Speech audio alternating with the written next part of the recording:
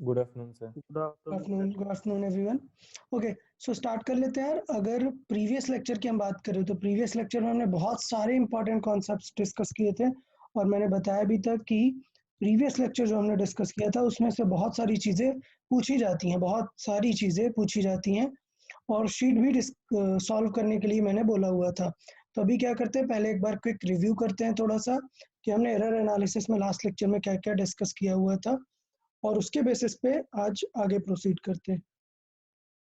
तो अगर हम एरर एनालिसिस की बात करें तो हमने देखा था लीस्ट काउंट क्या होता है। हमने बात की थी कि लीस्ट काउंट होता है कि किसी इंस्ट्रूमेंट से कितनी मिनिमम हम रीडिंग ले सकते हैं।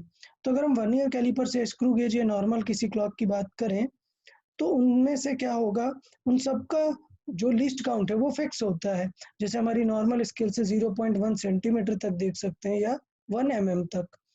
तो ये सारी चीज़ें हमने डिस्कस की थी। फिर हमने बात की थी प्रिसीजन की। प्रिसीजन क्या होता है कि अगर हम कोई experiment number of times repeat करते हैं तो जो हमारा लीस्ट काउंट देखने का तरीका होता है वो बदल जाता है और लीस्ट काउंट की जगह हम एक नया टर्म डिसाइड करते हैं जिसे हम बोलते हैं प्रिसीजन। वो होता है least count divided by number of times that experiment has happened. Then we talked about the accuracy. Accuracy हमने बात की कि अगर एरर कम होगा that means there is more accuracy. फिर हमने एरर की बात की। एरर कैसे निकालते हैं, if we have certain amount of readings, suppose हमारे पास n रीडिंग्स है, so we take first average of all values, average of all values that is called true value. then we subtract that true value with all the readings and we check the difference, to that we call absolute error। तो मतलब पता चल जाता है कि यार कितनी कितनी एरर हो रही है सारी रीडिंग्स में। फिर सारे एरर्स का भी हम एवरेज ले लेते हैं। So in the second term we take the average of all the values, then that is called average mean error। तो वो एवरेज एरर टाइप हो जाती है। उसके बाद अगर हम फाइनल आंसर की बात करें तो हमारी real value is written like mean value and this is like error, and plus minus we use stating that कि this error can be either positive side or negative side। but then we come to this fractional error or relative error part, जो कि बहुत ही important part है relative error। ये क्या होता है, हम error divide by original value करते हैं। ये हमारा बताता है कि रिलेटिव में वो एरर कितनी है, किसके रिलेटिव में, रियल वैल्यू के रिलेटिव में कितनी एरर हुई है। और अगर 100 से मल्टीप्लाई कर देते हैं तो वो बन जाती है परसेंटेज एरर। तो ये हमें बहुत ज़्यादा यूज होता है percentage error, that is delta A by A, delta A by A that means change upon original value into 100। ये हम बहुत ध्यान देते हैं। फिर इन सब के बाद बात करें तो सपोज हमने एक एग्जांपल डिस्कस किया था, सेम चीज़ें सारी सॉल्व की थी एग्जांपल में। फिर हमने बात की थी कि कॉम्बिनेशन में एरर कैसे होती है। मतलब सपोज हमने एक्सपेरिमेंट में डिस्कस किया एक आंसर ए एक आंसर बी, बट हमें कुछ क्वेश्चन सॉल्व करना है जिसमें एक्स में हमें एरर निकालनी है। तो हमें इधर दो फॉर्मेट में हमने देखा था क्वेश्चन, अगर ऐड या सब्ट्रैक्ट होगा, मतलब एक्स एक फार्मूला है जो कि ए और बी को ऐड करके आएगा, तो उस केस में क्या होता है, उस केस में उनकी एब्सोल्यूट एरर ऐड हो जाती है। तो हमने बात की थी कि अगर दोनों को ऐड कर रहे हैं तो मैक्सिमम एरर ऐड हो जाती है डायरेक्टली, डेल्टा ए और डेल्टा बी। मिसकॉन्सेप्शन ये है कि क्या परसेंटेज एरर ऐड कर देना है क्या, रॉन्ग।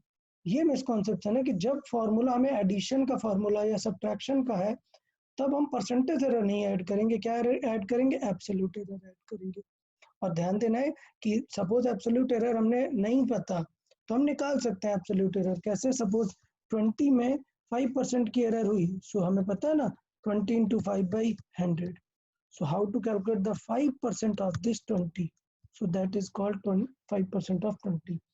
तो वो हम निकाल सकते हैं डेल्टा ए। फिर हमने एग्जांपल्स देखे थे, example different variety of examples. फिर बात की थी मल्टीप्लाई और डिवाइड, जैसे x इज इक्वल टू अगर a इंटू वाई हो या फिर a बाई वाई हो। तो इस पर्टिकुलर केस में हम बोलते हैं कि हमें पता होती है इस बार परसेंटेज एरर, क्या कि परसेंटेज एरर ऑफ x होता है percentage error of a plus percentage error of b। Matter नहीं करता है कि वो मल्टीप्लाई में है या डिवाइड में है।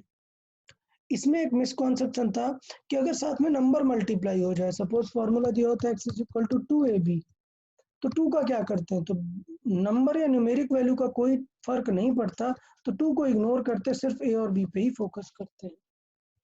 तो इसको बाद में हमने वेरियस एग्जांपल से हमने डिस्कस किया था। फिर हमने बात की थी एक जनरल फार्मूला, मतलब अगर पावर्स टाइप में है, मतलब अगर b to the power m है, c to the power n है कुछ, तो क्या होगा, तो हमें पता है कि दो चीजें इनटू में और एक डिवाइड में, सबको ऐड करना है।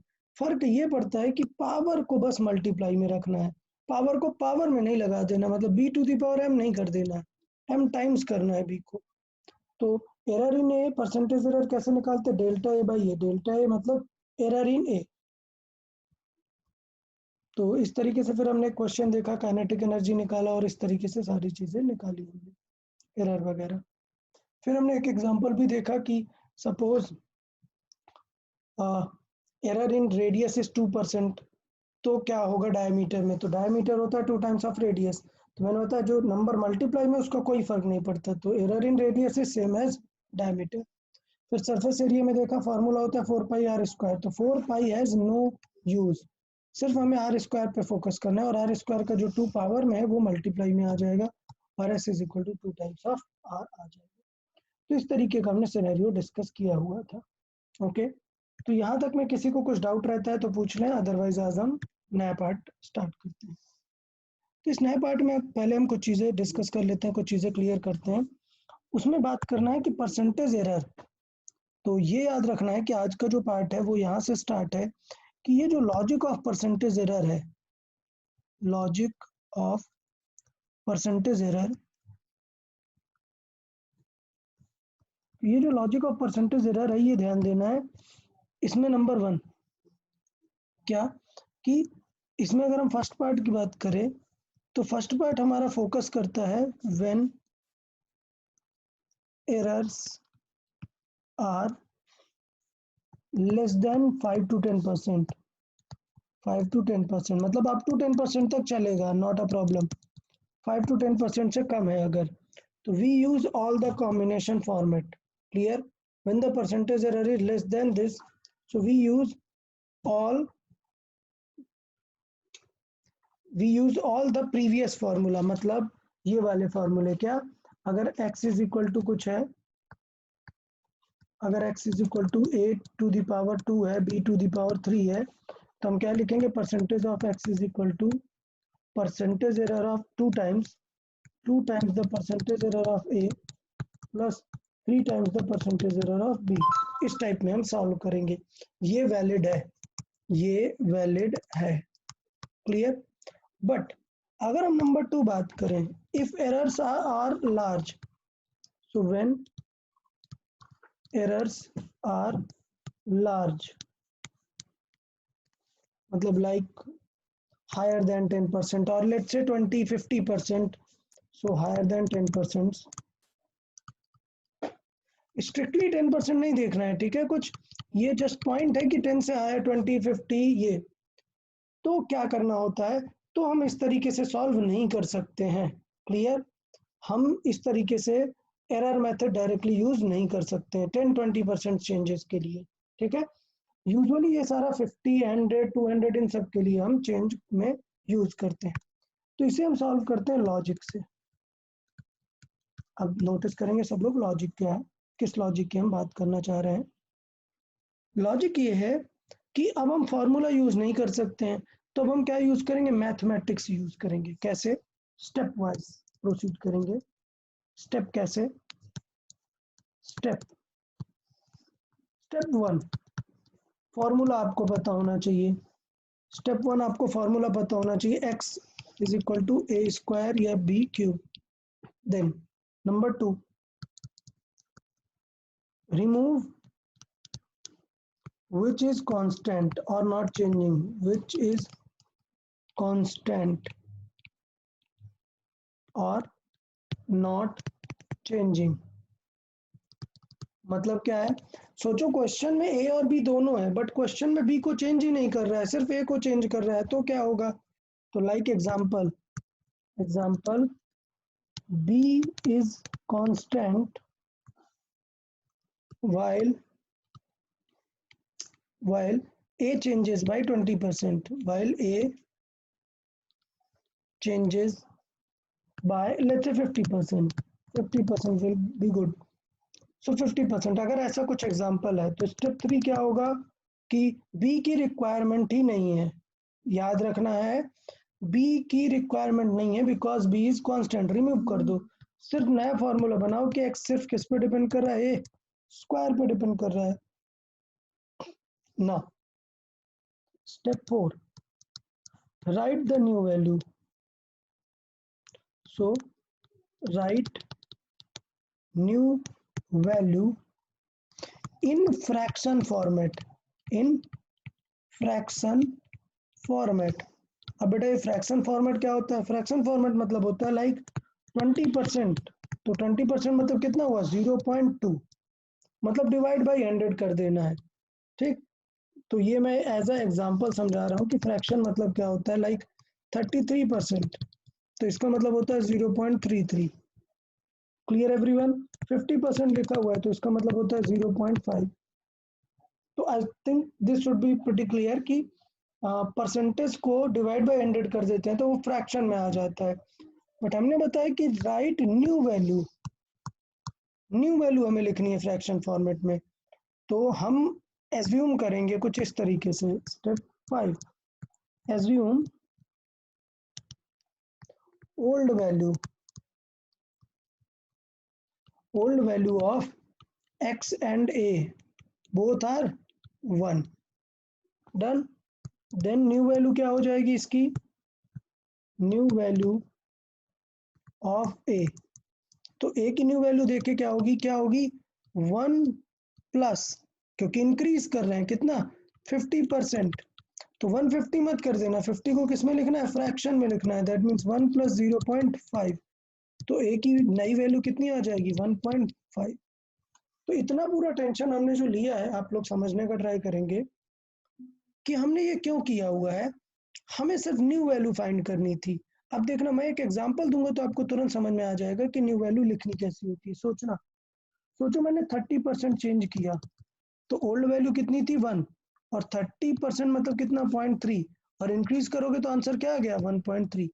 बिना सोचे आप आंसर कर सकते हो कि न्यू वैल्यू क्या होगी। क्लियर? तो मैं यहाँ पे फिर कुछ सर्टेन एग्जांपल्स लिख देता हूँ, देखना। Certain examples, example like 20% up arrow मतलब इंक्रीज, 30% डाउन एरो मतलब decrease. Let's say 40% increase, 200% increase, 60% decrease. ये सारी हैं। तो न्यू वैल्यूज क्या हो जाएंगी? देखें, न्यू वैल्यू, देखो न्यू वैल्यू क्या होगी? 20% इंक्रीज की है तो मतलब 1 प्लस 0.2 कितना आ जाएगा? 1.2। 30% डिक्रीज की है मतलब 1 माइनस 0.3 कितना आएगा? 0.7। इसे पूरा ही लिख देते हैं तो बेटर रहेगा। 1 प्लस 0.2, ये आ गया 1.2। 40% इंक्रीज मतलब 1 प्लस, इंक्रीज मतलब प्लस, 40% मतलब 0.4 कितना आ गया? 1.4। ये हो गई न्यू वैल्यू। देन 200% मतलब डिवाइड बाई 100, तो आंसर क्या आएगा? 2, मतलब आंसर क्या आएगा? New value 3। 60% decrease, good. So 1 minus 0.6, so it will be 0.4. 0.4. So like that we approach to the new value. So is it clear to everyone now how to solve the new value? Is it clear to everyone how to find the new value considering a basic assumption? अब देखना ये method है, जैसे हमने यहाँ पे बात की कि ये एक मेथड था, हमने बात की थी कि ये एक मेथड था जिसमें हम पावर को मल्टीप्लाई करते हैं, बट कब ये काम आता है? For small percentage. But for higher than 10 or large percentage or larger percentage, हम ये फॉलो करते हैं क्या? To find the step, to find the new value. Clear? अब मोस्ट इंपॉर्टेंट स्टेप क्या? Keep, sorry, put the new value in formula and solve. Clear? And solve. तो इसका मतलब देखें एग्जांपल क्या था? न्यू वैल्यू क्या है? 1.5 है। फॉर्मूला क्या है? देखें फॉर्मूला है x डिपेंड करता है ए स्क्वायर पे। मतलब देखें इसका मतलब क्या सॉल्व करना है? x डिपेंड करता है ए स्क्वायर पे, और न्यू वैल्यू क्या आ गई? 1.5 का स्क्वायर। तो x की न्यू वैल्यू कितनी है? 2.25। 15 का square 225। But this is new value, new value of x, okay. So new value of x ये, बट हमें क्वेश्चन में चाहिए होता है what is the change in percentage.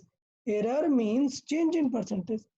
So इसका मतलब अगर बात करें change in percentage, change in percentage, तो या जस्ट पहले चेंज की बात करें, चेंज इन एक्स।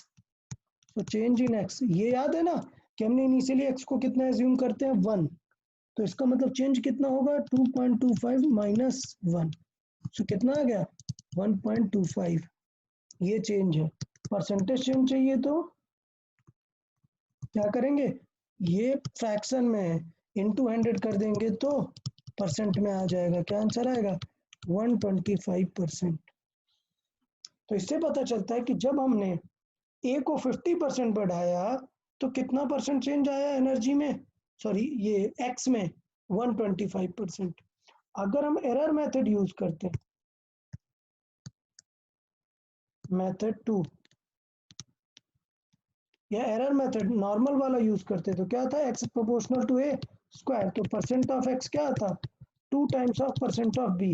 बट याद रखना this is valid for small percentage, valid for small percentage. अब यहाँ पे हम 50% के लिए सॉल्व कर दें इसे, तो परसेंटेज इन एक्स क्या आ जाएगा 2 टाइम्स ऑफ एक्स है 50%, तो आंसर कितना आ जाएगा ये एक्स का 100%। क्लियर, जो कि गलत आंसर है, रॉन्ग। क्यों रॉन्ग है, क्योंकि हमें पता है for higher percentage we do not use this formula, this is valid for small percentage only. What we do for the higher percentage, we solve it like in the given scenario. तो मैं अभी ये given scenario एक बार scroll कर रहा हूँ, किसी को कुछ डाउट आता है तो पूछ लो आप लोग, फिर इसके बाद हम एक दो क्वेश्चन इस पर डिस्कस करेंगे। और ये याद रखना है कि ये सिर्फ फिजिक्स में इस चैप्टर में काम नहीं आता है, फिजिक्स में सारे चैप्टर में ऐसे क्वेश्चन जरूर होंगे जिसमें एक 20% 30% इंक्रीज करेगा और आपसे पूछेगा कि what will be the final change. ये क्वेश्चन फिजिक्स में बहुत आएगा, तो याद रखना है क्या करना है, स्टेप फॉलो करना है। पहले देखना है विच इज अनरिक्वायर्ड पैरामीटर्स, उनको रिमूव करना है, जो वेरिएबल है सिर्फ फॉर्मूले में वही बचाना है और उसको ही सॉल्व करना है। तो I will show all the steps, एक बार सब लोग फोकस से पढ़े। First we need formula, then remove which is constant, which is not changing. Okay. So in the question it is given b is constant while a is changing by 50%. तो b हटा दिया और सिर्फ a बचा। फिर क्या करेंगे, फिर करेंगे न्यू वैल्यूज हमें लिखनी है इन फ्रैक्शन फॉर्मेट। तो न्यू वैल्यूज कैसे लगते हैं, इनिशियल वैल्यू हमने मानी है 1 और जो भी चेंज होता है लेट से 20 30 50 उन सबको पॉइंट में कन्वर्ट करते हैं और उनको ऐड करके न्यू वैल्यूज निकाल लेते हैं। तो यहाँ पे सब लोग फोकस करें how to solve these new values.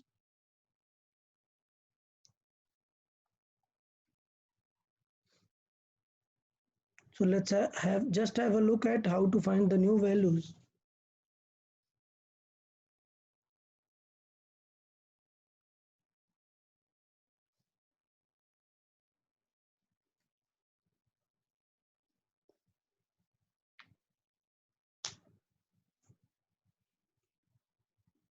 Then what we do, the last step, we put the value in the formula. तो जो न्यू वैल्यू आई है सपोज 1.5 है, फार्मूला में रख दिया और हमें उससे न्यू वैल्यू पता चलती है, बट हमें क्वेश्चन में हमें चेंज फाइंड करना होता है। सो चेंज फाइंड करने के लिए उसकी ओल्ड वैल्यू माइनस कर देंगे, मतलब 1 माइनस कर देंगे and will get the change in fraction. 100 से मल्टीप्लाई करेंगे तो परसेंटेज चेंज आ जाएगा। So is it clear to everyone? This one is clear to everyone? Yes, sir. Okay. So if this one is clear, so we'll move to the certain examples. Let's see whether you can solve it or not. I'll give an example. Let's say solve everyone. The question is find the percentage error in kinetic energy if the error in speed was 30%. This question can also be framed like find, same question is find the change in kinetic energy if speed is increased by 30%. Same question could be formed like this also. So solve it and answer. What will be the answer for this question? Very good, Arya. Very good. Correct answer. So the steps are so simple. I'll rewrite the steps. The first step is to find a formula for these two, kinetic and energy and speed. So the formula is half mv square. Step 2. Then step 2, remove all the parameters which are not required. So as we know, half is not required, m is not required. The only change is kinetic energy depending upon the speed square. Then the solve, find the new value of v and you will get the new value of k, and remove the previous value, you will get the change. I've got only one answer by Arya and the Prathamesh. Very good, correct. What are the others doing here? Solve it. Try to solve it at least.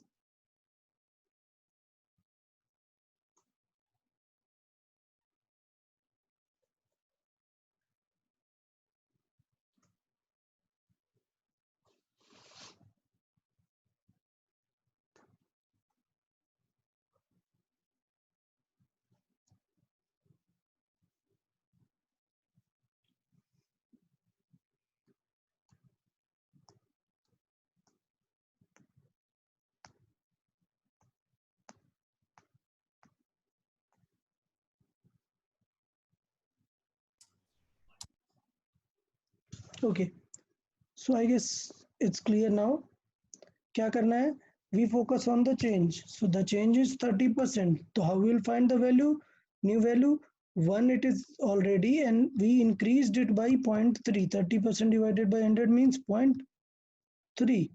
तो ये बन जाएगा 1.3 and we'll keep this value in the formula. So k will be 1.3 का square. So it will be k will be 1.3 का square will be 1.69. अब change कितना हो जाएगा? एज वी ऑलरेडी नो कि 1 था ये, सो चेंज कितना होगा? 0.69. And if you change it in percent so will get 69%. अब अगर इसी पार्ट को मैं परसेंट इन के इज इक्वल टू लिख दूं, ये सब रिमूव करूं, ये पावर बाहर मल्टीप्लाई में आ जाए 2 times of percent of v, तो आंसर कितना आ जाता? 2 इंटू 30. आंसर क्या आ जाता? 60%, जो कि रॉन्ग आंसर होता। जो मैंने बार बार बताया है कि अगर नम परसेंटेज बड़ा है so we follow the this updated method, new change method type. Okay, तो एरर वाले में इतना ही पार्ट था। हम थोड़ा सा शीट में से कुछ एक दो क्वेश्चंस डिस्कस कर लेते हैं। मैं ऑलरेडी बता चुका हूँ क्लास 11th बैच 1 में शीट डिस्कशन मैंने पूरे क्वेश्चंस किए हुए हैं शीट डिस्कस के। तो आप लोग lecture number 8 A B C ये सारे कुछ फॉलो कर सकते हो। लेक्चर 8 ए बी सी उनमें हमने शीट का डिस्कशन किया हुआ है, तो जिस किसी को भी कुछ डाउट रहता है तो वो शीट में से वो चीज़ें डिस्कस कर सकता है। मैं भी कुछ पर्टिकुलर क्वेश्चंस डिस्कस करता हूँ आप लोगों से, उसके बाद आप लोग को जो भी डाउट रहता है आप लोग फिर से वो सॉल्व कर सकते हैं। Let's say solve this 71 number. Okay everyone, try to solve the 71 number. So I'll write the formula कि क्वेश्चन में पूछा हुआ density, let's say write it d. So question में पूछा हुआ density that is mass over volume, but volume का भी हमारे पास फार्मूला होता है because it is a wire, and as we know wire has a certain cross section area which is pi r square and then this length, if you multiply with this length it becomes volume. So mass over volume, ये हुआ हमारा formula. अब हमें लिखना है error. So percentage error in d, सब लोग read कर ले एक बार फार्मूला। क्या होगा परसेंटेज एरर इन डी? हमारे पास m है, हमारे पास r है और हमारे पास l है। We have 3 quantities. How to write the percent formula? I simply write percentage of m plus percentage of, अब देखिए यहाँ पर पाए का कुछ मतलब नहीं, ये तो कांस्टेंट है, कुछ जरूरत नहीं है। आर देखना है, आर पे स्क्वायर है, तो मैंने बताया नंबर का मल्टीप्लाई करते हैं तो 2 टाइम्स क्या हो जाएगा, percent of r plus percent of l. ये हो गया सिंपल पैटर्न। अब होता ये है कि बहुत सारे क्वेश्चन में आपको डायरेक्ट दे दिया होता है ये परसेंटेज, ठीक है। बहुत सारे क्वेश्चन में क्या होता है, ये परसेंट आपको डायरेक्टली दे देता है, तो आप डायरेक्टली रख के निकाल देते हैं। बट देखिए in this question you are given in this particular format. So if you see, I'll highlight these again. कि mass is given like this, 0.3 plus this much. So as we already know, this is the true value and this is the error. And how to write percentage error? I write here. How to write percentage error? Delta A, which means error, divide by original value into 100. This is the simple procedure to find these. So what will follow the procedure? Like what? This one. Percentage error in mass, तो क्या हो जाएगा, error in mass that is 0.003 upon how much is the real value that is 0.3 into 100. So that's how we calculate this error, plus 2 times error in r. So let's focus in radius. So radius is 0.5 in this, so we can write 0.005 upon 0.5 into 100. So like that we can write this also, plus length. So length is 0.06 divided by 6 into 100.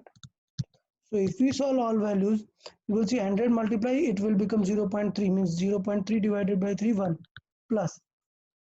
So if we solve, it will again be 0.5 will cut out and will become 1. But बाहर क्या है, 2 है, so 1 into 2 will become 2, plus. इसे solve करें, so it will become 6, 6 cancel out, क्या बचेगा 1. So the answer came as 4%. So this was the most toughest one, you can say, because we needed to solve all the values, all the parameters we solve in this. You see, we have to solve all these parameters. We weren't given like the direct formulas. So question number 71 एक बहुत ही अच्छा question है जो पूरे concept clear कर रहा है कि हमें एरर्स वाले क्वेश्चन को कैसे अप्रोच करना होता है।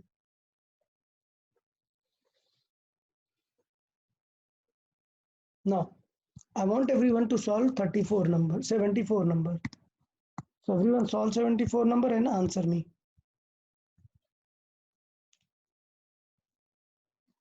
I want the answer of question number 74.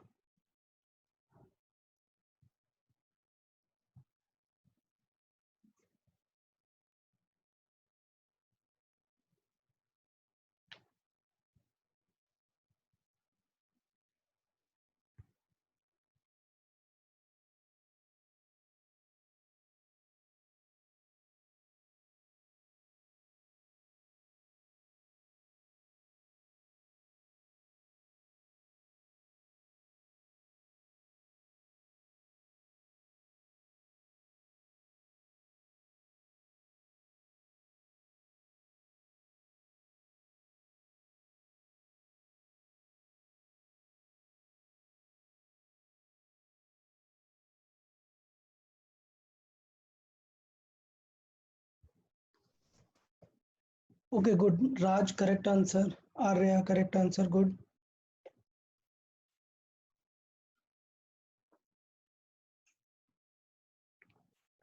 Okay, Saloni, correct answer. Good.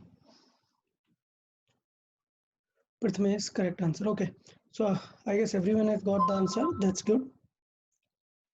तो देखें, so this is the formula. So as we know, यहाँ पे power 2 है. So what we will do, the percent of f plus 2 times percent of L. So this will result like this, 4% and 2 times 4. Total will be 8%. तो ये 71 और 74 में यही difference था. Sometimes you have been given these values directly. So you are given these values directly. And sometimes you need to solve all those. So ये थोड़ा सा ध्यान देना है कि इस तरीके से आप चीजें सॉल्व कर सकते हैं. Let's see question number 77. Let's see question number 77. It has been asked in the medical exams 2013 NEET exam.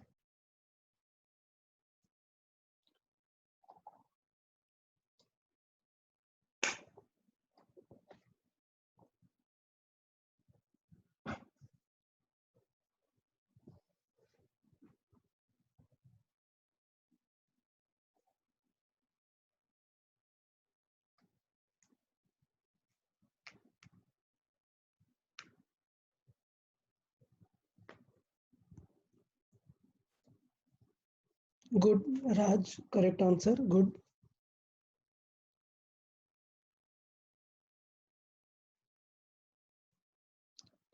So one important thing is to answer quickly also. This will save the time. Good, Prathamesh, Arya. Very good. Sujal. Sujal, check again. It's not correct.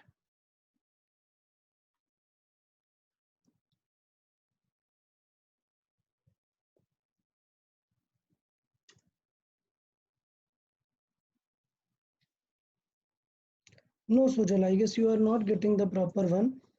As we speak कि ये divide में है तो divide नहीं करते हैं, ये ध्यान देना है, डिवाइड नहीं करते हैं, which means सबको ही ऐड करते हैं and power is used as a multiplier. तो 3 into a plus b square, so it will become 2 into b plus c plus d. So like that we solve, and we have all the errors 1 2 3 4. So 3 into 1 will become 3 plus 2 into 2 will become 4 plus 3 plus 4. So I wrote all these errors. So 3 4 total 14. So इस तरीके से हम इस question को approach कर सकते हैं. तो ये हमारा पैटर्न था जिसमें हमने डिस्कस किया था कि यार ये एरर्स वाले क्वेश्चन कैसे करने हैं. मैं चाहूंगा कि आप लोग एक बार प्रैक्टिस शीट डिस्कस कर ले, एक बार प्रैक्टिस शीट सॉल्व कर दे. सारी चीजें आपको सिखा दी गई हैं. उसके बाद प्रैक्टिस शीट में कुछ भी डाउट रहते हैं तो lecture 8A 8B 8C 3 lectures मैंने बनाए प्रैक्टिस शीट पे. वो लेक्चर से एक बार आप रिव्यू कर लें, उसमें कुछ भी डाउट रहता है तो आप पूछें. Okay okay. So let's move to the our second part. So as we already discussed कि हमारे सिलेबस में 2 इंस्ट्रूमेंट भी हैं. इंस्ट्रूमेंट्स इन द सेंस कि 2 डिफरेंट टाइप ऑफ स्केल हैं. तो जैसे हम बात करें मेन स्केल की, मेन स्केल मतलब आप जानते हैं ना, नॉर्मल जो हम स्केल यूज करते हैं, वो स्केल क्या होता है. वो स्केल में आप देखें तो 1 सेंटीमीटर के बीच में 10 कॉलम्स होते हैं. सपोज ये 0 है, ये 1 है, सेंटीमीटर्स है ये, तो इसके बीच में 10 कॉलम्स होते हैं. मतलब मिनिमम जो कॉलम आप देख सकते हो, this minimum, the minimum column you can see here is this minimum. This minimum one is 1/10 of centimeter, so that means it is 0.1 centimeter. So in the vernier what happens, okay so ये sheet वे by the way मैंने group पे डाली हुई है, but मैं group पे एक पीडीएफ फिर से रिपीट कर देता हूँ इसका. ग्रुप पे पीडीएफ डाल दूंगा. ओके तो ये थोड़ा सा आप लोग को ध्यान देना है कि प्रैक्टिस शीट जरूर करना है, then you will have a feeling कि एक्चुअली कैसे सॉल्व करना है चीज़ों को. ओके तो हम डिस्कस कर रहे थे कि 2 डिफरेंट वैरायटी ऑफ स्केल्स हैं, एक वर्नियर कैलिपर से और दूसरा स्क्रू गेज है. इन दोनों की बात कर लेते कि ये दोनों स्केल्स कैसी दिखती हैं. तो मैं इसका एकदम रियल फिगर दिखाता हूँ कि एक्चुअली में ये कैसा दिखता है वर्नियर. तो देखें इस फिगर में, देखें इस फिगर में अगर हम बात करें तो एक स्केल दिख रही है आपको. अगर हम बात करें तो ये एक नॉर्मल स्केल है हमारी, ये मेटेलिक स्केल, और इस स्केल के साथ ये जो जॉ नंबर J1 लिखा है, जॉज, ये जॉज फिक्स होता है जॉ 1, और ये जो J2 है लोअर जॉज में J2 है, ये स्पी के साथ रोल होता है, मूव होता है ये. तो ये जो है वो मूव होता है हमारा रोलर. तो ये क्या होती है, ये इस स्केल को बोलते हैं वर्नियर स्केल और इस स्केल को बोलते हैं मेन स्केल. सो मेन के ऊपर वर्नियर को आप स्लाइड कर सकते हो और जिस भी चीज की लेंथ आपको चाहिए उन इन दोनों जॉज के बीच में उसे रख सकते हो लाइक दिस. तो अगर हमें इस ऑब्जेक्ट की ये वाली लेंथ चाहिए थी हमें, तो हमने क्या किया, इस रोलर को इस पॉइंट के थ्रू, रोलर के थ्रू रोल किया. तो अब जब रोल करेंगे तो ये स्केल पीछे जाएगी और उस ऑब्जेक्ट को ऐसे एकदम फिक्स कर देंगे अच्छे से जॉज के थ्रू. तो ये बन जाएगा हमारा कि हम ऑब्जेक्ट को फिक्स कैसे करेंगे. अच्छा फिर इसमें देखेंगे कि आप अपर जॉज भी होते हैं जो कि कर्वेचर टाइप है. यहाँ पे तो कोई ऑब्जेक्ट ऐसे फिक्स होने नहीं वाला क्योंकि यहाँ पे कर्व्स है. कहाँ पे फिक्स होगा, ये फ्लैट एरिया में. तो ये जो अपर जॉज होते हैं ये यूज किए जाते हैं जब आपको किसी की इनसाइड वाली डेप्थ मेजर करनी, लाइक दिस. तो हमने वर्नियर को क्या कर दिया, रिवर्स कर दिया, और ये क्या थे, अपर जॉज थे, जो कि उल्टा कर दिया हमने उसको, स्केल को. तो अपर जॉज अब फिक्स यहाँ पर बैठ सकते हैं। तो इनर रेडियस के लिए हम अपर जॉज का यूज करते हैं, इनर रेडियस के लिए। फिर इस स्केल के हम बात करें, ये जो स्केल है इसके बैक साइड में, इसके बैक मेन स्केल के बैक साइड में एक पेग भी लगा होता है, सिलेंड्रिकल पेग। वो क्या काम करता है, डेप्थ मेजरमेंट के काम में आता है। मतलब ये, तो ये जो स्केल है जिसे हम नीचे मूव करा रहे थे, उसके साथ में ये एक सिलेंड्रिकल डेप्थ मेजरमेंट वाला भी रखा होता है, जिसको हम नीचे लाके एकदम फिक्स कर देते हैं यहाँ तक, और ये रीडिंग हमें बता देती है डेप्थ, ये बता देती है डेप्थ। तो ये वर्नियर का हमारा डिस्क्रिप्शन था कि किस तरीके से हम वर्नियर सॉल्व करते हैं। अब बात करते हैं कि थोड़ा सा डिस्कशन करते हैं कि वर्नियर में रीडिंग कैसे लेनी होती है। ठीक है, तो पहले मैं बात करता हूँ कि वर्नियर की रीडिंग किस तरीके से लेनी है, वो देख लेते हैं। समझे, होता ही है वर्नियर में अगर हमें रीडिंग लेनी है तो कुछ इस तरीके से लेते हैं। पहले हम लेते हैं मेन स्केल की रीडिंग, मेन स्केल की रीडिंग, फिर हम लेते हैं वर्नियर स्केल की रीडिंग। तो पहले हम लेते हैं मेन स्केल की रीडिंग, फिर हम लेते हैं वर्नियर स्केल की रीडिंग, और वर्नियर स्केल की रीडिंग को लीस्ट काउंट के साथ मल्टीप्लाई करते हैं और फिर दोनों को ऐड करते हैं। तो थॉट ये कि मेन स्केल और वर्नियर स्केल लेते कैसे, रीडिंग कैसे लेते हैं वो देखें, समझेंगे रीडिंग कैसे लेते हैं। तो रीडिंग कुछ इस तरीके से लेते हैं। सबसे पहले हम देखते हैं कि सोचो, आप सोचो कि ये जो ऑब्जेक्ट हमने यहाँ पे फिक्स किया, देखना ये जो ऑब्जेक्ट हमने यहाँ पे फिक्स किया, तो जब आप यहाँ पर फिगर पे जूम करके देखेंगे यहाँ पर, तो आपको दिखेगा कि ये नीचे जो स्केल है ये वर्नियर है, और ये जो ऊपर दिख रही है ये मेन है। तो ऊपर वाली मेन स्केल होती है और ये नीचे जो वर्नियर में डिविजन्स है वो वर्नियर स्केल होती है। तो हमें करना क्या होता है, हमें देखना होता है कि सोचो ऊपर वाली स्केल का ये जो पॉइंट है, लेट्स से कुछ इस तरीके से ये है 7, फिर 1 2 3 4 5। तो सपोज हमारा जो ऑब्जेक्ट है वो यहाँ तक आ रहा है, इस पॉइंट तक, तो आंसर हो जाएगा 1 2 3 4, मतलब आंसर हो जाएगा 7.4। वर्नियर की हमें जरूरत ही नहीं है, बट प्रॉब्लम ये है कि वर्नियर की जरूरत तब पड़ती है जब ये 4 से थोड़ा आगे हो, कुछ ऐसा। तो अब हमें गेस मारना पड़ेगा ना कि आंसर होगा कुछ 7.45 सेंटीमीटर, तो ये गेस नहीं मारना है, ये आंसर देता है क्या, हमारा वर्नियर। तो पहले हमें ढूंढना होता है कि वर्नियर का जीरो मेन स्केल में कहाँ पर है, वो रीडिंग हो जाती है किसकी, मेन स्केल की रीडिंग। तो मतलब अगर हम बात करें मेन स्केल की रीडिंग कैसे लेनी है, तो देखते हैं कि जीरो ऑफ वर्नियर कहाँ पे है। सो ये फिगर में देखेंगे सब लोग ये फिगर नोटिस करेंगे। इस फिगर में क्या कि जो जीरो ऑफ वर्नियर है वो जस्ट 2 से ज्यादा है, तो मतलब मेन स्केल की रीडिंग कितनी आ गई, मेन स्केल की रीडिंग आ गई, देखो जीरो, ये जीरो ऑफ वर्नियर है, ये वर्नियर स्केल है नीचे, और ये मेन, ये हमने इस एरिया को जूम करके यहाँ पे बना दिया हुआ है कुछ ऑब्जेक्ट लगाने के बाद। तो फील करना है कि 0 2 से जस्ट आगे है, तो मेन स्केल कितनी है 4.2 सेंटीमीटर में। अब बात आती है वर्नियर की रीडिंग। सो वर्नियर की रीडिंग लेने के लिए हम देखते हैं, सब लोग समझेंगे वर्नियर की रीडिंग कैसे लेते हैं, बहुत इंपॉर्टेंट है। देखें, मेन स्केल की रीडिंग हो गई, वर्नियर की रीडिंग के लिए चेक करते हैं which division of vernier exactly aligning with the main scale।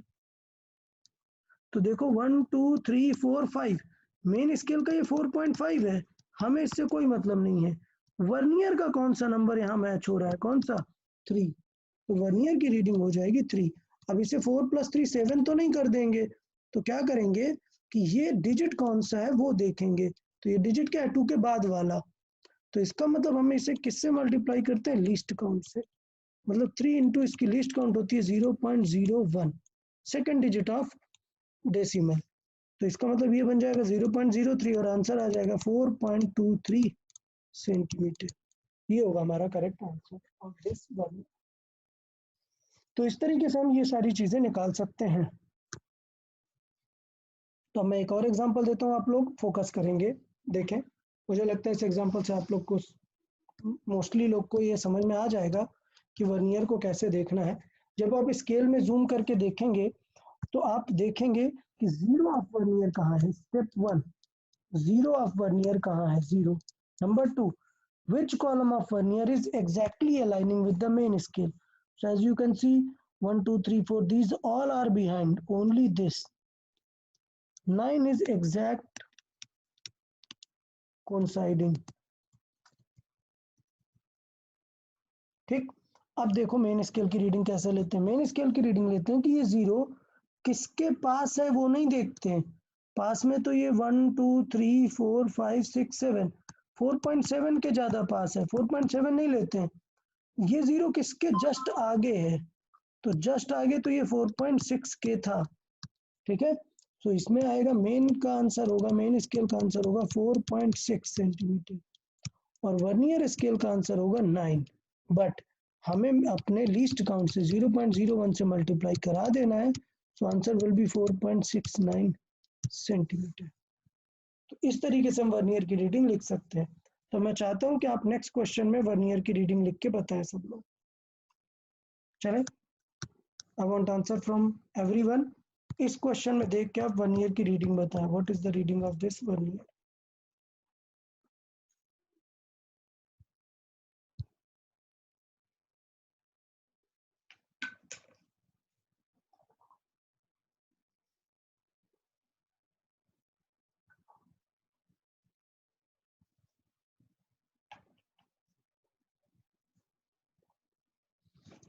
Very good Prathamesh, very good. No Raj, it's not correct.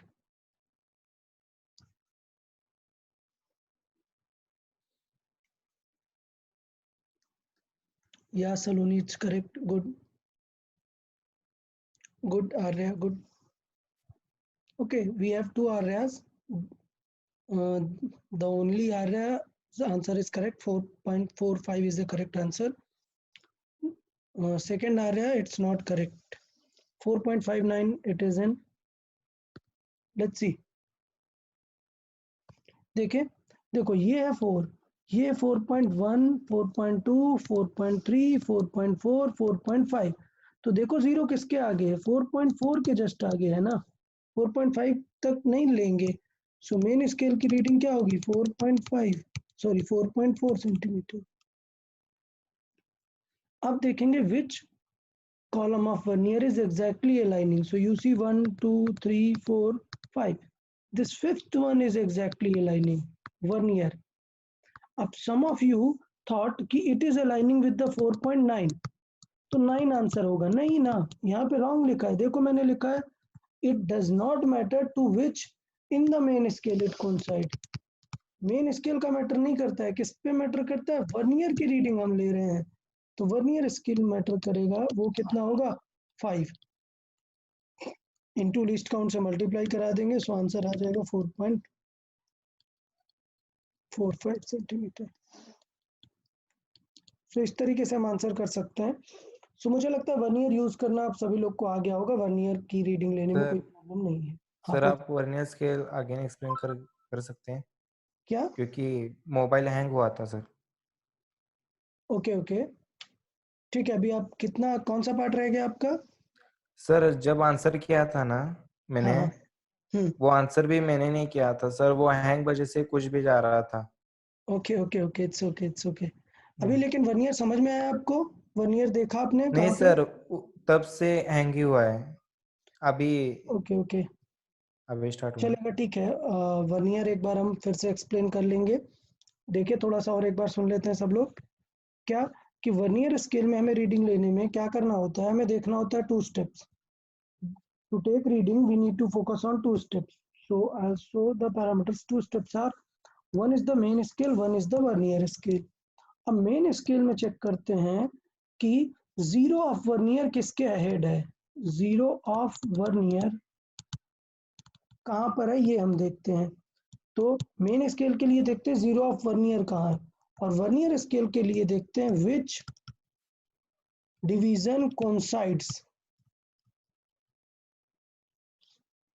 Exactly, मतलब कौन सा डिवीजन एग्जैक्टली कोइंसाइड करता है और कहाँ पे जीरो है। तो इस फिगर में हम देखें, फर्स्ट फिगर में अगर, तो इस फर्स्ट फिगर में, जिसको मैं ग्रीन एरो से रिप्रेजेंट कर देता हूँ, सो इसको अगर हम देखें तो इस फिगर में दिख रहा है कि zero of vernier is this zero is just ahead is 1 2 4.2 column. So we'll write the main scale reading is 4.2. Number 1 has completed. Then step 2 is to find which column of vernier exactly coincide with the main. So we searched that this third column, if I erase this, you can see the third division is exactly matching with the main scale. So the vernier third division is matching. So reading of vernier we needed, so it will be 3. कुछ लोग इसे 5 use कर लेते हैं, but 5 is incorrect because that was the reading of main scale. So then if we multiply by the least count, which is the second digit of decimal 0.01, so we'll get the value 4.23 centimeter. So that's how we take the vernier's reading. Okay, step 2, error. Error देख लेते हैं. Error क्या होता है, जैसे मैंने last time आपको एक कोई एग्जांपल बताया हुआ था कि सपोज आपने आप लेट्स से ये एक बाइक स्टार्ट कर रहे हो और उसका डायल गेज बना हुआ है, स्पीडोमीटर या ऑडोमीटर का जो रीडिंग है, बिना कुछ स्टार्ट किए लेट्स से कभी कार स्टार्ट नहीं किया और जीरो होना चाहिए था यहाँ पे रीडिंग, बट इवन स्टार्ट नहीं किया और reading let's say 10 kilometre per hour दिखा रहा है. So when you are driving it with the speed of like 80 kilometer per hour, so our real speed is, it is not 80 because already वो बिना कुछ किए 10 दिखा रहा sir. That means the real speed is 70. So which means the initial this sort of error are called zero error. कि when the reading should be zero, the reading wasn't zero. So इसलिए वो error हुआ, उसे हम remove कर देते हैं. तो मतलब देखें, सपोज अगर हम बात करें इस फिगर में कि जब हमने दोनों जॉज को परफेक्टली मैच किया, मतलब जब when there was no object, यहाँ पे नो ऑब्जेक्ट है, कोई भी ऑब्जेक्ट नहीं है यहाँ पे, तो रीडिंग भी जीरो आनी चाहिए, जीरो को जीरो से मैच होना चाहिए, but as you can see the zero is not matching, it is a little ahead.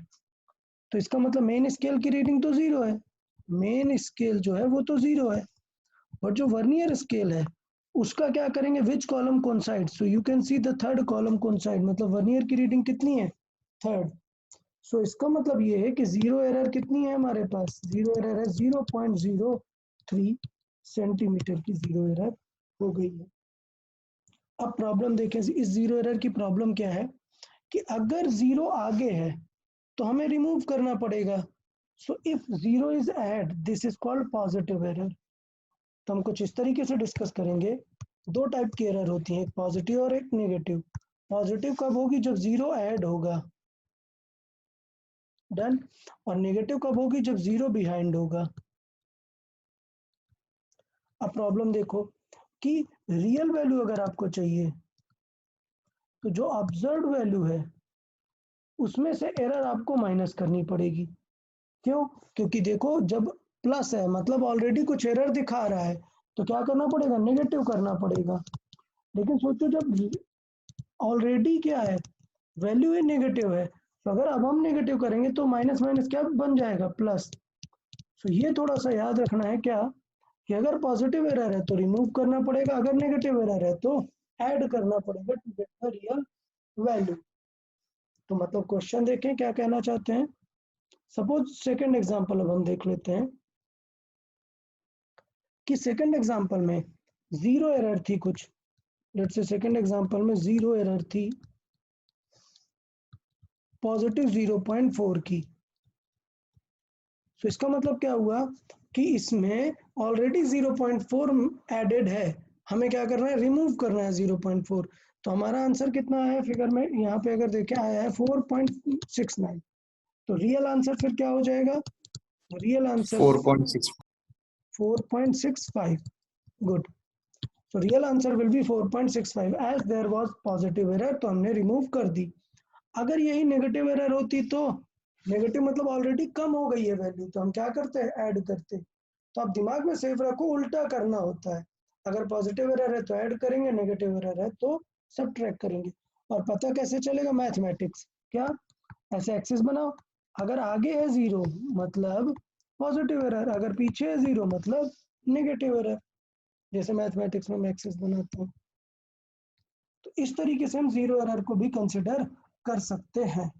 तो ये था हमारा पार्ट कि हम किस तरीके से वर्नियर को जीरो एरर को यूज करने वाले हैं। Okay okay, now last part of vernier देखें, क्या? Least count, least count. और याद रखना ये सबको फाइंड करना आना चाहिए। There are only two things. क्या? अगर स्टैंडर्ड है, देखो जैसे ये वर्नियर की बात करें, स्टैंडर्ड था तो लीस्ट काउंट क्या थी? 0.01। यहाँ हमने टॉप पे लिखा था कि ना स्टैंडर्ड वर्नियर लीस्ट काउंट कितनी होती है? 0.01 सेंटीमीटर। बट ऐसा भी तो हो सकता है कि कोई वर्नियर नया बना ले और उसमें रीडिंग डिफरेंट आए, तो इसलिए आपको लिस्ट काउंट निकालना आना चाहिए। अब देखिए लिस्ट काउंट कैसे निकालते हैं। अगर आप इस फिगर में देखें तो ये है हमारी मेन स्केल, ये है मेन स्केल।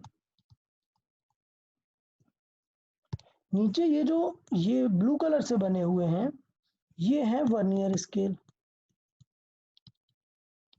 तो इसे देख के लग रहा है कि हमारी जो मेन स्केल के 10 कॉलम है वर्नियर के 10 कॉलम से छोटे हैं। तो आप सोचो लीस्ट काउंट कैसे देख सकते हो। आप सोचना, आपको लेट से ये वैल्यू पता है दैट दिस वैल्यू इज 0.4 और आपको पता है इससे जस्ट छोटी वैल्यू एक है 0.36। तो इसका मतलब आपको बिना सॉल्व किए ये वैल्यू पता चल गई ना। This is the least one you can get. हमने गेस नहीं किया, हमने प्रॉपर देखा कि 0.4 से 0.36 माइनस करेंगे तो आएगा 0.04। ये है लीस्ट काउंट। तो होता ये है कि वर्नियर की स्केल छोटी होती है मेन स्केल से। इससे होता क्या है कि हम लीस्ट काउंट निकाल सकते हैं सिंपली। एलसी लीस्ट काउंट का फॉर्मूला होता है 1 main scale minus 1 vernier scale division. इस फॉर्मूले को सब लोग याद करो कि वर्नियर में लीस्ट काउंट कैसे निकालते हैं, 1 main scale minus 1 vernier scale. अच्छा, अब दिक्कत ये है कि मेन स्केल तो फिक्स है यार, वो नहीं बदल सकती। 1 मेन स्केल डिवीजन कितना होता है? अभी हमने बताया 0.1 सेंटीमीटर, ये फिक्स है। तो अगर ये फिक्स है तो कौन बदलने वाला है? Vernier scale. तो आपको वर्नियर स्केल फाइंड करनी है। क्लियर?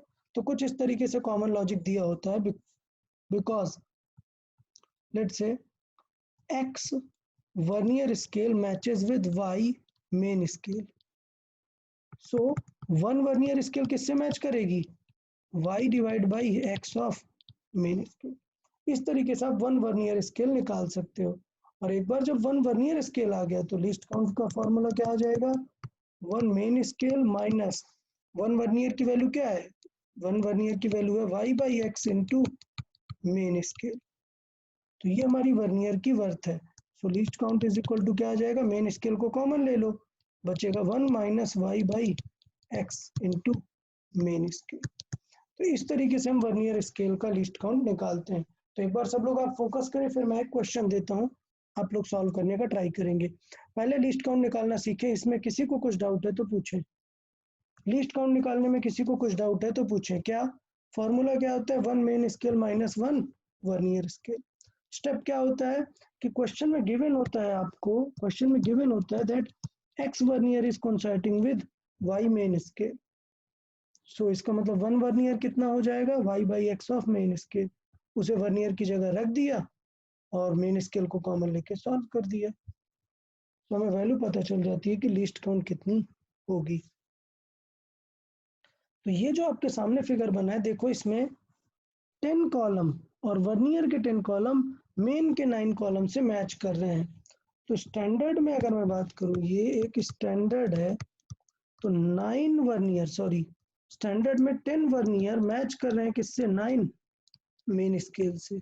सो 1 वर्नियर मैच करेगा 9 बाई 10 ऑफ मेन स्केल। तो लीस्ट काउंट का फॉर्मूला क्या हो जाएगा? 1 minus 9 by 10 of main scale, जो अभी हमने देखा। तो आंसर क्या आ जाएगा? 1 बाई 10 ऑफ मेन स्केल। और याद है ना मेन स्केल कितनी होती है? 0.1। so 0.1 divided by 10 मतलब 0.01 centimeter. So that's how we got this value for standard vernier calipers कि how to find least count. तो 1 मिनट का टाइम दें और देखें कि how to find least count, ये चेक करें। कुछ डाउट हो तो बताएं, then we'll go to questions. किसी को कुछ डाउट हो तो पूछ ले, otherwise will discuss it with the questions.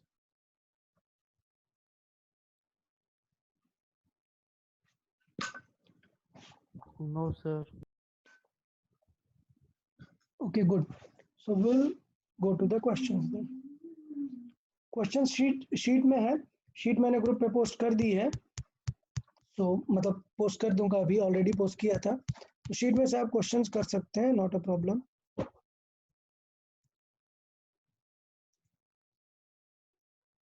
Okay, so let's see.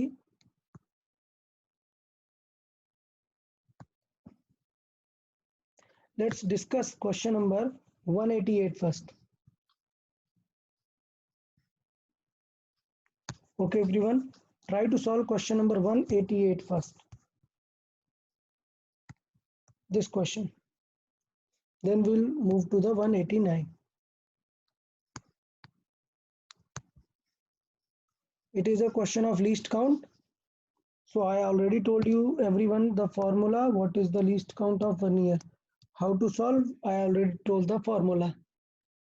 Focus, how much vernier is matching with how much main scale.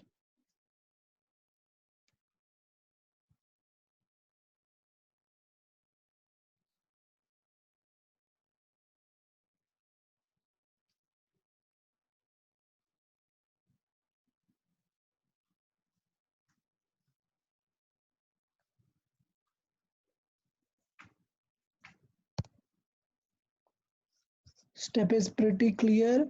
Least count is one main scale minus one vernier scale. Our target is to find the vernier scale. So let's see. In a vernier, one main scale division is x. तो ये तो एक data है given है. Then n division on the vernier coincide with n minus 1 on the main scale.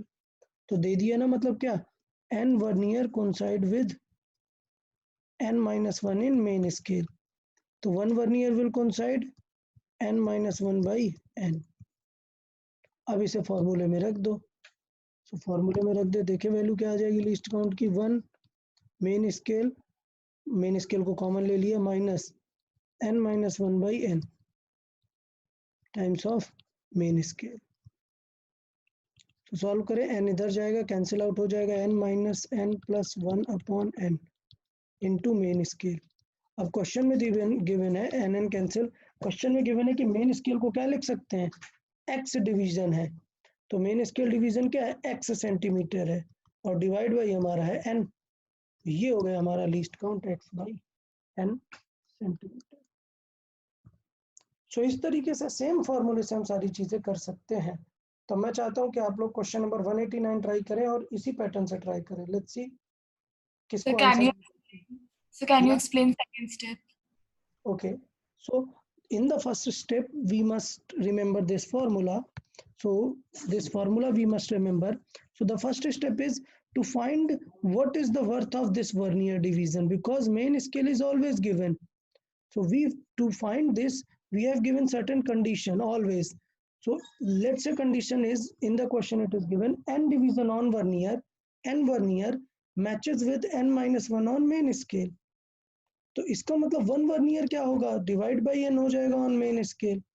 So this was the first step to find one vernier in main scale. अब सोचो vernier को आपने लिख दिया this much of main scale, और ये भी है मेन स्केल, तो मेन स्केल हमने कॉमन ले लिया और लिस्ट काउंट का फॉर्मूला हमने पूरा कर दिया। तो लिस्ट काउंट के फॉर्मूले में वन मेन स्केल था, मेन स्केल कॉमन ले लिया तो रिमेनिंग बचा वन, और यहाँ पे मेन स्केल कॉमन लिया तो बचा n minus 1 by n।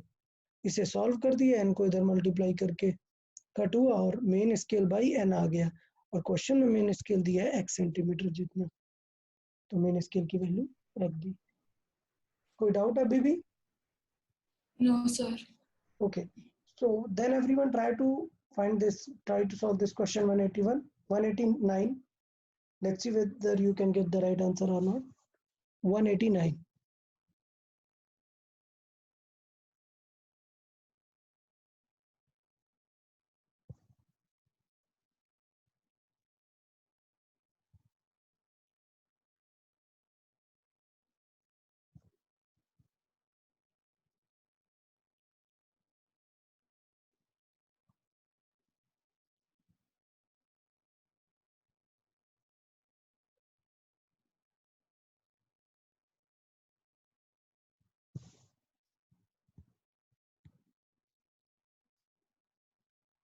You can just write the option A, B, C, D, which is correct.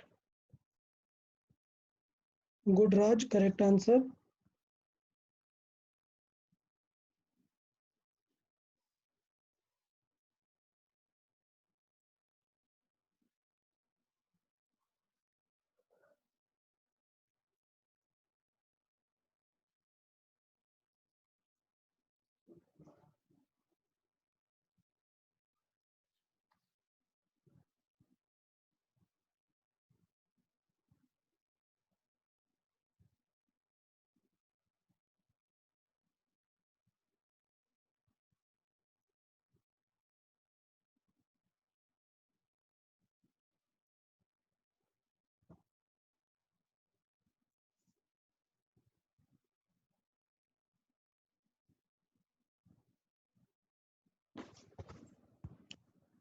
Okay, so let's see. यार काफ़ी सारे लोगों ने अभी तक आंसर नहीं दिया है, देख लेते हैं। यार स्टेप्स बहुत ही क्लियर हैं। पहले चेक करना है आपको, ये स्टेप 1, ये है स्टेप 1, और ये है वैल्यू पुट करना स्टेप 2। बस 2 ही स्टेप है होते हैं। तो स्टेप 1 में हमें लिखना है कि कितना वर्नियर कोइंसाइड कर रहा है मेन से। So as you can see in the question, n+1 division on the vernier and division on the main scale, they are coinciding. So I can write that n+1, so I can just write that n+1 division on the vernier are n+1 on the vernier are coinciding with n on the main scale. So n on the main scale, so one vernier will be n by n+1 on the main scale. अभी step 2 क्या है, least count find करना है, तो वो होता है 1 minus vernier. तो वर्नियर को अभी हमने क्या लिखा है, n/n+1, तो n/n+1 ऑफ मेन स्केल पूरे से कॉमन ले लिया, सॉल्व किया, n कैंसिल आउट आ गया, 1/n+1 आ गया, और आ गया मेन स्केल। अब क्वेश्चन में गिवन है that main scale is a unit, तो इसका मतलब इसका आंसर क्या है, मेन स्केल का a यूनिट्स। सो ये आंसर आ गया a/n+1। तो देखें यार, अभी किसी को कुछ डाउट हो तो बता दें, पूरे सेक्शन में किसी को कुछ डाउट हो तो बता दें। ओके, तो ये पूरा पार्ट था जिसमें हमने वर्नियर का डिस्कशन किया, किस तरीके से वर्नियर से हम एक्सपेरिमेंट कर सकते हैं और कैसे इनकी चीज़ें डिस्कस कर सकते हैं। दूसरे पार्ट पे चलते हैं। वर्नियर के बाद अगर हम बात करें तो नेक्स्ट इंस्ट्रूमेंट है हमारा स्क्रू गेज। देखें, तो नेक्स्ट जो हमारा इंस्ट्रूमेंट है वो है स्क्रू गेज। देखिए स्क्रू गेज क्या है और कैसे काम करता है। अगर हम बात करें तो ये वर्नियर से भी बहुत ज़्यादा प्रिसाइज इंस्ट्रूमेंट है। कैसे, वर्नियर में एक स्केल होती है जो मूव होती है, इसमें देखें एक फ्रेम होता है, ये यू फ्रेम, ये एक मेटल के साथ फिक्स होता है, यहाँ पे एक मेटल होता है, उसके साथ वो फिक्स होता है। उस मेटल पे बनी होती हैं रीडिंग्स, उस मेटल पे रीडिंग बनी होती हैं, तो वो रीडिंग होती है हमारी मेन स्केल रीडिंग। डन। उस मेटल के अंदर एक स्क्रू होता है कुछ इस तरीके का, ये वो स्क्रू की खास बात क्या होती है कि स्क्रू की अगर हम बात करें तो जब आप एक स्क्रू को रोटेट करते हैं, जब हम इस स्क्रू को, लेट्स से ये एक स्क्रू बनाया मैंने और इसे रोटेट करते हैं तो ये आगे अंदर डेप्थ की तरफ जाता है, और इसी चीज को हमने यूज किया हुआ है स्क्रू गेज में, इसलिए इसका नाम स्क्रू गेज है कि स्क्रू के प्रिंसिपल पर बेस्ड है। जैसे ही हम इस सर्कुलर स्केल को घुमाते हैं, अंदर एक स्क्रू लगा हुआ होता है जो रोल होते हुए इस स्टड को आगे की तरफ बढ़ाता है, और हमें जिस भी ऑब्जेक्ट की थिकनेस चाहिए, सपोज हमने उस ऑब्जेक्ट को रख दिया यहाँ पे, तो हम इसको स्क्रू को घुमाते हुए एकदम यहाँ तक लेके आएंगे जहां तक कि ये टाइट नहीं हो जाता। इसका मतलब अब जीरो वाली बात ही नहीं है। अब देखेंगे कि ये जो सर्कुलर स्केल है ये कहाँ पहुंच गया है। देखो अभी यहाँ पर था, फिर यहाँ पर पहुंच गया है, तो ये बस देखना है कि ये सर्कुलर स्केल कहाँ पर पहुंच गया, वो हो जाएगी हमारी रीडिंग। मतलब सोचो ये मेन स्केल है, लेट्स से ये 4 है, और 1 2 3 4 5 6 7 8 9 10 और ये 5 है, और वो जो सर्कुलर स्केल है वो घूमते हुए यहाँ तक आ गई है। तो इसका मतलब ये हो गया कि मेन स्केल की रीडिंग कितनी है 4.4। क्यों? क्योंकि वो यहाँ तक है, इसके बाद है सर्कुलर स्केल, मतलब 4.4 से थोड़ा सा आंसर ज्यादा होगा। ज्यादा क्या होगा वो सर्कुलर स्केल में रीडिंग देखेंगे। तो देखिए सर्कुलर स्केल में रीडिंग कैसे देखते हैं। अगर हम बात करें तो ये देखें, ये रियल का स्क्रू गेज का फिगर है। अगर हम यहाँ पर हम देखें तो ये फिगर एक रियल स्क्रू गेज का फिगर है। तो ये देख सकते हैं आप कि ये मेटल फ्रेम है और ये इनसाइड इसमें देखें ये रीडिंग्स बनी हुई हैं। और ये एक सर्कुलर स्केल है जिसको रैचेट के थ्रू घुमाकर यहाँ पे लेके जाते हैं। तो देखो ये वायर है, इस वायर को एकदम फिक्स कर देंगे और यहाँ पर रीडिंग लेंगे। अभी अगर मैं फोकस करूं, अभी आप लोग अगर देखें तो देखें ये मेन स्केल कहाँ पर रुकी हुई है। देखें ये 0 1, ये 1 2 3 4, 4 से जस्ट आगे है, बट 0 है भी, इनिशियल 0 है, तो मतलब 0.4 ये हो गई मेन स्केल की रीडिंग सेंटीमीटर। अब देखो सर्कुलर की रीडिंग कैसे लेते हैं। तो सर्कुलर की रीडिंग के लिए यहाँ पर एक लाइन बनी होती है जिसे हम बोलते हैं रेफरेंस लाइन। रेफरेंस लाइन देखते हैं कि सर्कुलर की कौन सी रीडिंग रेफरेंस में मैच कर रही है। तो सर्कुलर की कौन सी रीडिंग रेफरेंस में मैच कर रही है उसके अकॉर्डिंग हम आंसर करते हैं कि यहाँ पर कितना आंसर होगा। तो मान लेते हैं सर्कुलर का लेट्स से 35 नंबर मैच कर रहा है तो इनटू क्या करेंगे लीस्ट काउंट। लीस्ट काउंट कितना है, स्क्रू गेज का एक और डिजिट अच्छा होता है, मतलब 0.001। तो इसका मतलब ये क्या आ जाएगा, ये आंसर आ जाएगा 0.435 सेंटीमीटर। मतलब पहला मेन स्केल का डिजिट है, दूसरा वर्नियर से आता है, और अगर लास्ट के दोनों देखने हैं तो वो स्क्रू गेज से एक और अच्छा डिजिट आ सकता है। तो इस तरीके से हम स्क्रू गेज में रीडिंग लेते हैं। तो सोचो अब हम इस कैप को टाइट करते हैं, मतलब इस रैचेट को घुमाते हैं और इस वायर को टाइट करते हैं, और टाइट कर कर यहाँ रीडिंग में मैं जूम करके यहाँ पे रीडिंग लिखता हूँ कि लेट्स से ये कुछ पर्टिकुलर रीडिंग्स आई हुई हैं। सो लेट्स से कुछ पर्टिकुलर रीडिंग्स यहाँ पर आई हुई हैं, देखें। तो अगर मैं फोकस करके देखूं तो देखो हमारा ये जो मेन ये सर्कुलर स्केल है कहाँ पर रुकी है। सर्कुलर स्केल यहाँ पर है। सर्कुलर स्केल किससे ज्यादा है, जस्ट फर्स्ट पॉइंट से ज्यादा है। तो मतलब मेन स्केल की रीडिंग कितनी हो गई 0.1 सेंटीमीटर। अब देखो सर्कुलर का कौन सा कॉलम रेफरेंस से मैच कर रहा है, ये वाला कॉलम रेफरेंस से मैच कर रहा है 31 नंबर। तो सर्कुलर की रीडिंग कितनी होगी 31। अब इसे क्या करेंगे, इसे लीस्ट काउंट से मल्टीप्लाई करेंगे 0.001 और फिर 1 के साथ ऐड कर देंगे, तो आंसर आएगा 0.131 सेंटीमीटर। तो ये जो दो डिजिट है ये हमारे बन जाते हैं वर्नियर की रीडिंग। तो इस तरीके से हम वर्नियर की रीडिंग निकाल सकते हैं, सॉरी स्क्रू गेज की रीडिंग निकाल सकते हैं। तो स्क्रू गेज भी वर्नियर टाइप की चीज है, बट वर्नियर में कौन साइड देखना होता है, इस पे जस्ट हमें देखना होता है कि लाइन में कौन सा आया हुआ है। तो ये ज्यादा बड़ी प्रॉब्लम नहीं है। ओके, लेट्स से हम इस फिगर में देखें। तो इस फिगर में दिख रहा है कि 0 ये हमारा 0 है, और ये 5 और ये 7 पे ही जस्ट 0 आ गया है, आगे गया ही नहीं है। तो मतलब मेन स्केल की रीडिंग है 0.7 सेंटीमीटर और वर्नियर तो 0 ही है। मतलब आंसर क्या आएगा, आंसर आएगा 0.700 सेंटीमीटर। ये लिखना बहुत इंपॉर्टेंट है 700, क्यों? क्योंकि ये बात के दो जीरोस बताते हैं कि this reading has been taken from screw gauge, not some normal instrument. तो इस तरीके से हमें ये भी आंसर कर सकते हैं।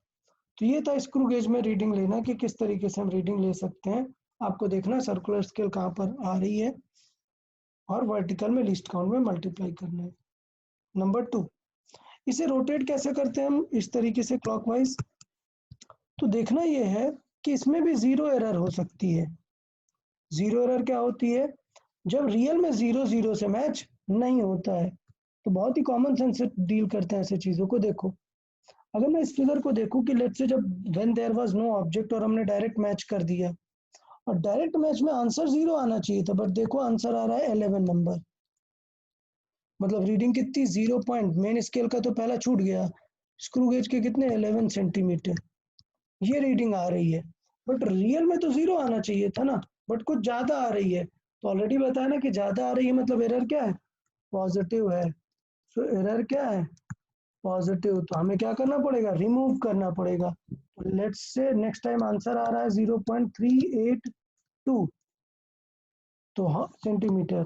सो रियल आंसर क्या हो जाएगा, लेट्स से ऑब्जर्व्ड वैल्यू है ये, सो रियल आंसर क्या हो जाएगा 0.011 हम रिमूव कर देंगे, मतलब 0.11 रिमूव करना है, सो बचेगा 0.371 सेंटीमीटर। ये हमारा रियल आंसर होगा। तो इस तरीके से हम एरर भी सबट्रैक्ट कर सकते हैं। तो देखना है कि ऑलरेडी रीडिंग पॉजिटिव है या नेगेटिव है। मतलब जैसे इस फिगर में बात करें तो देखो इस फिगर में 0 ऊपर चला गया है। तो अगर हम बात करें तो इस फिगर में क्या हुआ है, 0 ऊपर चला गया है, मतलब ये 0 है। और देखो हमारी रीडिंग पीछे आ गई है, 90 मतलब पीछे आ गई है, तो इसका मतलब 10 डिवीजन पीछे आ गई है। तो ये एरर कैसी है, निगेटिव एरर टाइप की एरर है। और हमें क्या करना पड़ेगा, वैल्यू ऐड करनी पड़ेगी, जो वैल्यू हमारी कम हो गई है। सो नेगेटिव एरर मतलब आपकी रीडिंग कम हो गई है, पॉजिटिव एरर मतलब आपकी रीडिंग ज्यादा हो गई है। तो मुझे लगता है कि ये दोनों टाइप की एरर भी आप सब लोग को क्लियर होंगी। किसी को एरर्स में कोई डाउट है क्या, कि कैसे पॉजिटिव एरर देख रहे हैं, कैसे नेगेटिव एरर देख रहे हैं, रीडिंग कैसे ले रहे हैं। ओके, तो रीडिंग का मैं फिर से लिख देता हूँ, रीडिंग कैसे लेना है। रीडिंग की बात करें तो पहले चेक करना है main scale plus circular scale. बस ये ध्यान देना है कि सर्कुलर में लीस्ट काउंट का मल्टीप्लाई जरूर कराना, फिर ऐड करना है। Done, okay. तो ये था स्क्रू गेज का जो हमने डिस्कशन किया। जैसे लीस्ट काउंट था वर्नियर कैलिपर्स में, याद है वर्नियर कैलिपर्स में फॉर्मूला हमने देखा था, वैसे ही हमें लीस्ट काउंट का फॉर्मूला यहाँ पे भी देखना पड़ेगा। उसके पहले कुछ टर्म समझ लेते हैं। एक होता है पिच। पिच क्या होता है यार, जब हम स्क्रू को रोटेट कराते हैं, जब हम स्क्रू को रोटेट कराते हैं तो ये आगे जाता है डिस्टेंस। तो एक रोटेशन में जितना आगे जाता है उसको बोलते हैं क्या, पिच। मतलब वन रोटेशन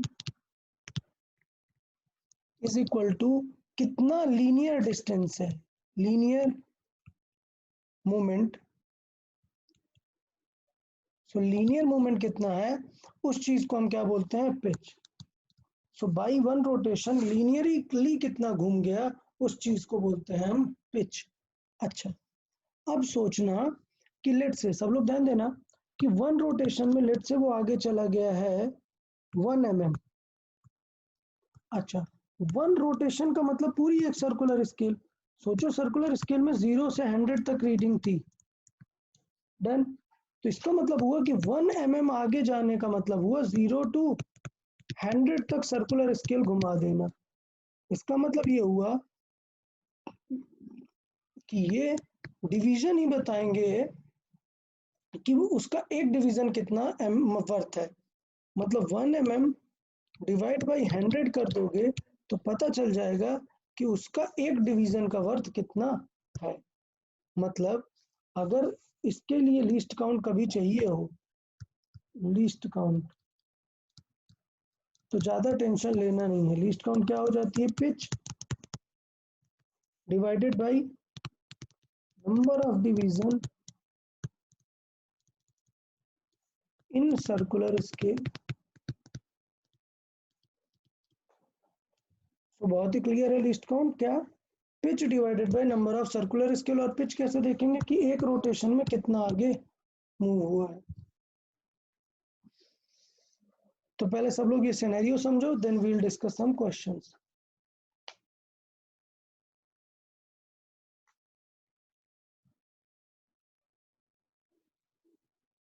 किसी को कुछ डाउट है पिच और लीस्ट काउंट को लेके। पिच होता है कि एक रोटेशन में कितना आगे जाएगा, और लीस्ट काउंट होता है कि वो कितना मूवमेंट आगे जाता है डिवाइड बाय कितने डिवीजन है उस सर्कुलर स्केल में। तो एक डिवीजन का हमें लीस्ट काउंट पता चल जाएगा।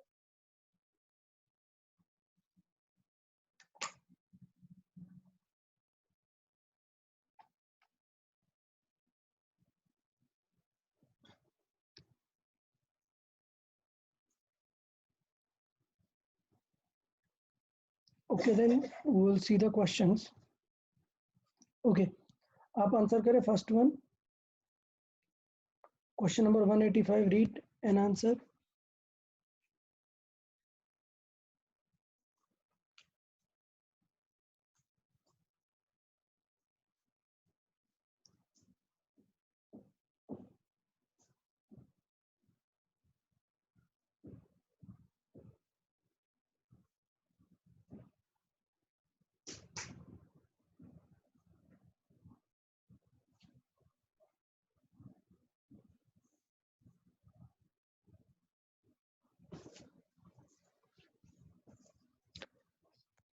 So as we can see, main scale reading we have circular division।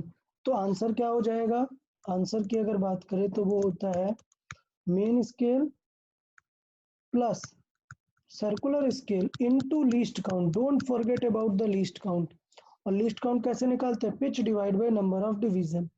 So it is given that 1 mm on the main scale correspond to 100 division on the circular scale।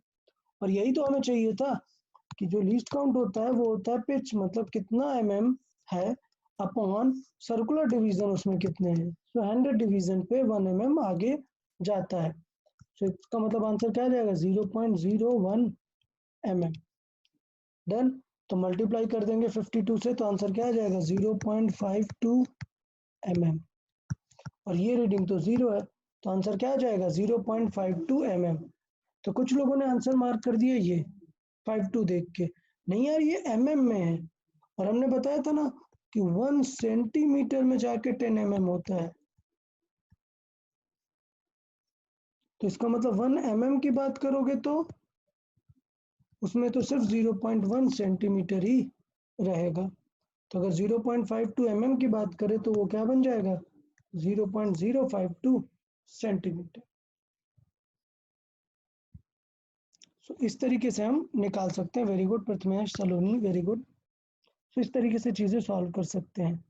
चले तो question number 186 try करें आप लोग। Spherometer works similar as a screw gauge, so not a problem, concept वही है। Let's solve everyone, let's see क्या answer करते हैं आप लोग।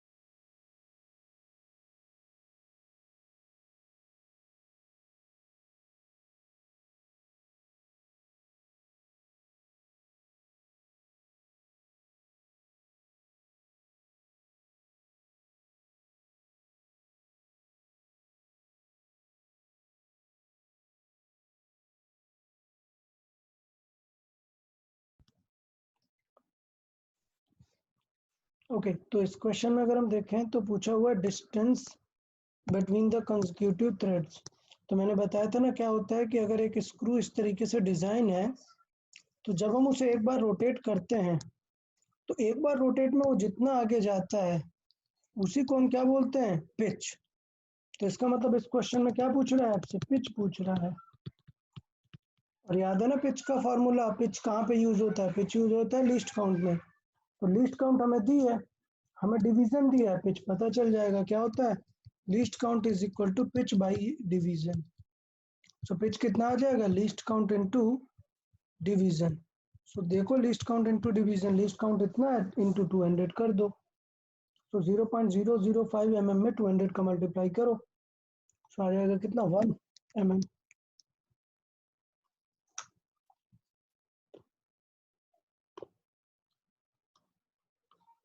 सो इस तरीके से हम अप्रोच कर सकते हैं। Let's try question number 1 91. Let's see. Question number 191. Read everyone and try to solve it correctly here. Solve all the steps. There is a zero error also. The zero error is minus 0.03.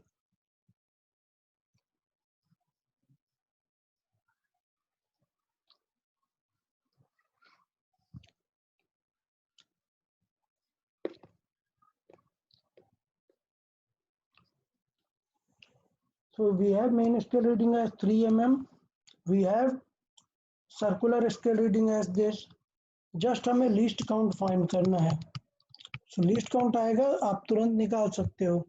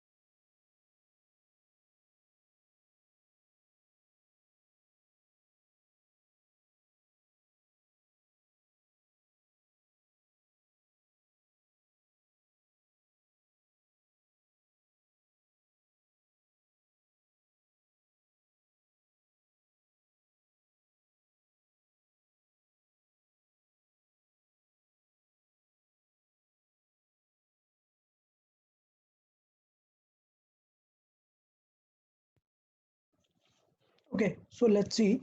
Let's read the question. Somebody answered, I guess. Yeah, Prathmesh seems quite okay to me. Good. We'll see in a while कि देखें correct है कि नहीं. तो बहुत steps follow करें. To full turn on a circular scale cover 1 mm. तो बताया था ना क्या, हमें पिच चाहिए. पिच मतलब होता है 1 रोटेशन में कितना जाएगा. तो क्वेश्चन ये है कि 2 रोटेशन में कितना जा रहा है, 1 mm. तो 1 रोटेशन में कितना जाएगा, 1 रोटेशन में कितना जाएगा, तो 1 रोटेशन में जाएगा 1 डिवाइडेड बाय 2 मतलब 0.5 mm. Okay, number 1. पहले तो हमें पिच चाहिए थी. Number 2, the total number of division are 50 division है. तो अब हमें क्या चाहिए, लिस्ट काउंट चाहिए. So least count is equal to क्या है, पिच डिवाइडेड बाय डिवीजन कितने हैं. सो पिच है 0.5 डिवाइडेड बाय डिवीजन कितने हैं, 50. सो इसका मतलब इसे सॉल्व करें तो 5 कैंसिल आउट होगा और 0 एक और कम कर देगा. सो 0.01 mm. सो हमें लिस्ट काउंट आ गया. अब तो क्या चाहिए, रीडिंग चाहिए ना. तो रीडिंग याद करें आप. रीडिंग तो आप डायरेक्टली बता सकते हैं. ऑब्जर्वेशन क्या आएगी, मेन स्केल कितना है 3 mm. सो आ गया 3 प्लस सर्कुलर स्केल में किसका मल्टीप्लाई करेंगे, लीस्ट काउंट का. तो 35 इंटू 0.01 मतलब क्या आएगा, 0.35. तो आंसर आएगा 3.35 mm. ये हो गया हमारा answer. But there is a slight problem कि क्वेश्चन में एक एरर भी है नेगेटिव. और मैंने ये बताया, अभी एक स्टूडेंट ने आंसर किया ये, तो ये गलत आंसर हो जाएगा. क्यों, क्योंकि जीरो एरर नेगेटिव है ना, तो उल्टा करते हैं. अगर पॉजिटिव होगा तो रिमूव करेंगे, नेगेटिव है तो ऐड करेंगे. तो फाइनल रियल आंसर क्या आ जाएगा, बिकॉज ये एरर नेगेटिव है, ध्यान दें ये एरर नेगेटिव है तो हमें ऐड करना पड़ेगा. मतलब 3.35 में 0.3 ऐड करेंगे तो 3.38 mm हो जाएगा. ये आंसर होना चाहिए था. ओके, तो सलोनी का आंसर करेक्ट था. प्रथमेश आपको थोड़ा इंप्रूव करना है, ध्यान देना है इस चीज को कि नेगेटिव और पॉजिटिव में क्या फर्क पड़ता है. ओके, तो यहाँ से यार हमारा आज का मतलब हमारा पूरा चैप्टर 1 कंप्लीट होता है, जिसमें हमने स्क्रू गेज, वर्नियर कैलिपर्स दोनों चीजें भी डिस्कस की और सारे टाइप के एरर के फॉर्मूले भी डिस्कस किए। ग्रुप में मैं ये शीट डाल दूंगा और मैंने लेक्चर 8A, B, C में शीट का डिस्कशन किया हुआ है, तो आप लोग प्लेलिस्ट में जाके एक बार उन्हें भी रिव्यू कर सकते हैं। वो प्रैक्टिस शीट रखकर जो क्वेश्चन मैंने समझाए हैं, आप सिर्फ वो क्वेश्चन ही पर्टिकुलर सॉल्व कर सकते हैं, कोई प्रॉब्लम नहीं होगी। तो इस तरीके से थोड़ा सा आप लोग को ध्यान देना है, बेटर रहेगा आप लोगों के लिए। किसी को कुछ डाउट है तो पूछ सकते हैं, पूछें। डज एनीवन हैज डाउट सम? पक्का? किसी को कोई प्रॉब्लम नहीं है? तो ये जो हमारा रिवीजन पार्ट था, जो हमने चैप्टर 1 किया हुआ था, वो हमारा कंप्लीट होता है। आपको प्रैक्टिस शीट एक बार कर लेना है सॉल्व। यूट्यूब चैनल में मेरे सारे 11th के लेक्चर्स पड़े हुए हैं, आप एक बार चाहिए तो रिव्यू कर सकते हैं। याद रखना, प्रैक्टिस शीट मैंने numerical question 8A, B, C में दिखाया हुआ है, आप लोग एक बार जरूर सॉल्व कर लें। Okay okay then, good bye everyone. Bye, sir. Bye, sir. Bye everyone.